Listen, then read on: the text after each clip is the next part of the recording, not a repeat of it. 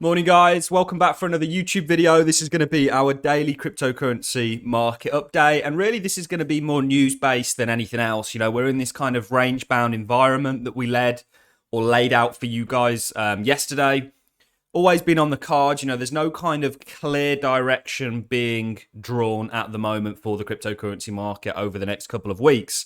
I think it's going to depend on a lot of things, and I think couple of reasons the cryptocurrency market rallied off of the CPI data. One was because if the CPI data, being as bad as it was, wasn't going to bring the price down, then really what is it going to take?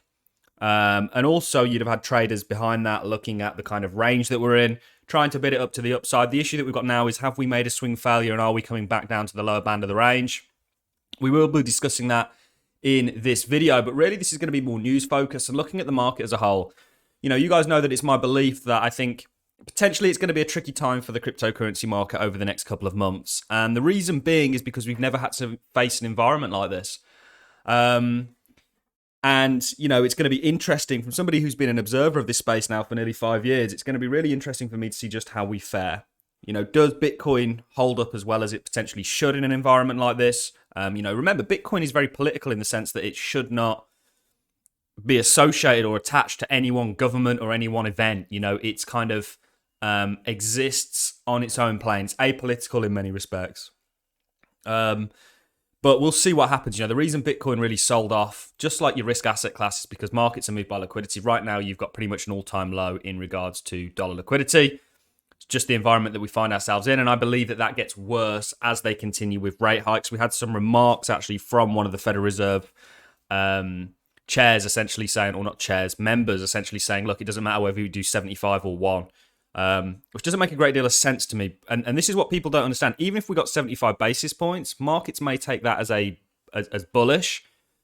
But the problem that you've got is 75 basis points. The last time we had one was obviously last month, but that hasn't been seen since 1990 or the 1990s. I can't remember exactly what year within the 1990s, but it's really significant. And in the massively inflated debt environment that we're in is, in my opinion, real cause for concern. But that's beyond the scope of this video. We may do a separate video on that. This is really the bulk of what I wanted to talk about in this one, and the fact that you have Russia essentially coming out and banning digital payments within their country. Now, they did say that they were going to allow, I believe, Bitcoin for global trade. And they were going to kind of accept it, and they were coming up with all this regulatory clarity, but they're essentially banning it for payments. Now, this will be to do with bolstering the ruble. This is the continuous battle that Bitcoin and crypto as an industry find itself in. It's trying to nudge out the old legacy systems like the dollar, like the ruble, like the euro, like the yen, and like the pound. It's always been the biggest threat is, and one reason I think Bitcoin succeeds is because it would have been taken out by now. You know, if you look throughout history, whenever anybody has tried to move away from the dollar specifically, but it has, you know, typically is the case with other currencies, they usually meet rather a brutal and fatal end. So the fact that they've allowed Bitcoin to survive as long as it has, I don't think it's just through negligence and not recognizing it as a threat. I think, you know, really shows us that it's going to be here to stay and continue to survive. But Vlad and Russia banning Bitcoin, or not Bitcoin, but digital assets for payments, you know, it mentions non-fungible tokens and a number of other things. Kind of makes sense given what they're doing with the ruble. They're also wanting to take oil and a number of other things, payment for oil and a number of other things in ruble. So they're really trying to bolster their currency after having it really slapped, given everything that's happened over there. So he's signed a bill that adds to a previous prohibition against cryptocurrency payments in the country. Russian President Vladimir Putin has signed a law banning digital payments across the nation, according to a policy amendment on Thursday. The law was approved by Russia's embassy or assembly, known as the Duma, on July 8th. It bans the use of digital securities and utility tokens as a means of payments for goods and services and products in Russia. So again, you know, he doesn't want people using a currency that he doesn't have control of. Very natural that a government would kind of do this. He would rather they were using rubles, the native currency, rather than you know, even mentions the likes of NFTs for payments and other things. The amendment adds to the previous digital asset law drafted in 2020, which banned cryptocurrencies from being used in payments. So this is nothing new. You know, and you should really kind of expect countries to do this. I think India were doing a similar thing, and then Reneged done it, and they've been kind of yo-yoing back and forth. The US hasn't, but I can't help but feel like some of that is political. You know, certainly in terms of popularity, it wouldn't be a very popular thing to do, given just how many people actually own digital assets at this point. In February, Russia's Ministry of Finance introduced a bill to Parliament that would regulate cryptocurrencies in the country. This is not. This is in contrast to the view of the Bank of Russia, which has pushed for crypto activity to be banned. So it's in banks' best interests. You got to remember what we're trying to do here as an industry, or what we've gone so far from Satoshi's vision now. But really, what we're trying to do as an industry is move away from central banks, not necessarily commercial, but certainly central banks, and put money back into the hands of the people. It is my belief that your governments will not allow that to happen without a fight. It's in their best interest. And I'm going to do a long video on this, but I'll just touch on it briefly in this daily market update. I'm going to do a long video on how I believe they keep everybody subservient, how they keep everybody feeding into the machine. And it's to do with the fact that they use money to basically control people. We had an article come out from Lloyd Bank. I was about to say Lloyd Banks. Lloyd Bank, not the rapper, the bank. Essentially saying that in the UK, 80% of their customers didn't have £400 to spare. So how can you have any kind of freedom when you have that kind of a financial burden on you? You can't afford to not work for a week. You can't afford to take a month off. You have to keep going and keep making those payments and keeping your head down to the world around you, I believe, as a result of that. For me, it's real, you know, and I understand there are many situations that lead to this. You know, I grew up in a very debt-stricken household. And it was because of that, you know, think that, you know, you kind of have to keep working, you have to keep going, you have to keep, you know, keep the payments flowing. And I really do believe that money is the way that they control the population. There's a couple of things that when I make the video on it, I'll touch on.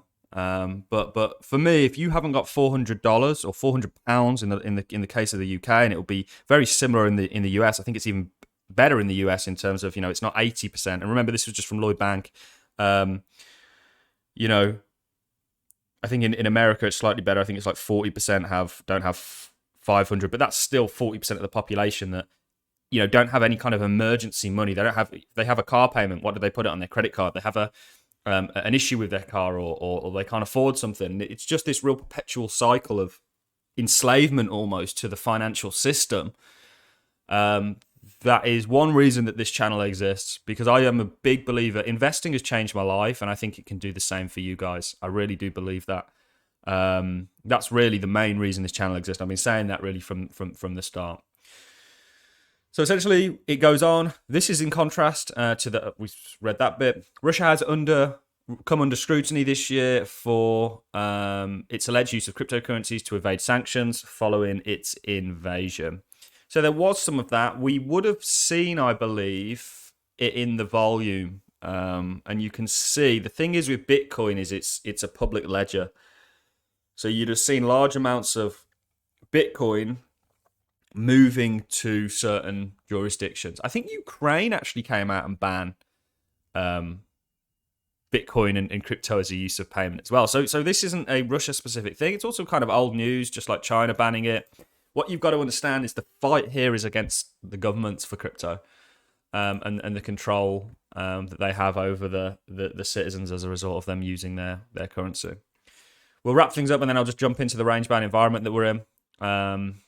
Crypto Beers, not sure why they titled it that. 3AC's founders are nowhere to be found. Now, if you mess up, own it, you know.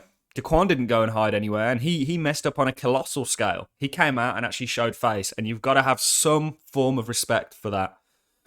you're going to run like a little coward because you messed up. You don't get to do that, I'm afraid. Certainly in a world as connected as this one. We also have some sort of news that the fact that Citigroup tops profit estimates, banks benefit from rising interest rates, and the shares surge by 13% based on earnings. So we've got earnings. This is really earnings season, and it's really going to have an effect on the stock market. We're still yet to see from lots of sort of tech companies, and obviously with the correlation with crypto and the tech sector, that's certainly going to be an interesting one. But we will see. Really, I'm going to love and leave you on that note, guys. What we'll do is just fly over a bit of technicals. We have said that, look, this is just going to turn out into another range-bound environment, just like we've seen previously. And I mean, this one is almost more apparent. Not sure what's going on there. I wouldn't call that the range. I'd call that the range. Something like this, just drawing it quick.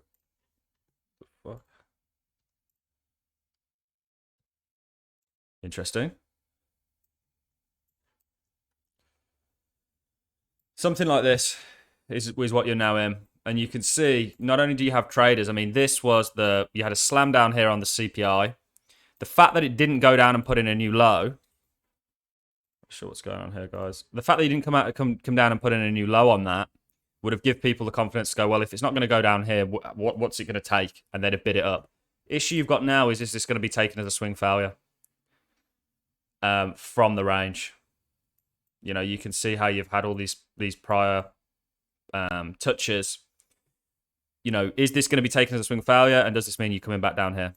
Potentially, not necessarily. But ultimately, for me, giving it a bit more of a long-term time horizon, you're just doing the same thing that you did over here. No idea what's going on there, guys. That's interesting. I'll have to sort that out. You know, you're just doing a similar thing to what you've previously done the whole way down. And I still see people calling for bottoms here. I mean, you've got no concept of anything if you're doing that. You're just looking at Bitcoin. You're basically plan B in it. You know, you're not looking at anything else other than. That's why I thought that was a bit funny. You're basically plan B in it. You're not looking at the kind of broader macro financial landscape. And I made a big mistake back in. Here, essentially, I thought that potentially, you know, and even all the way this here, we were still pretty bullish here. It's here when we got out and started to exit and really change our stance based on information that was kind of coming to light.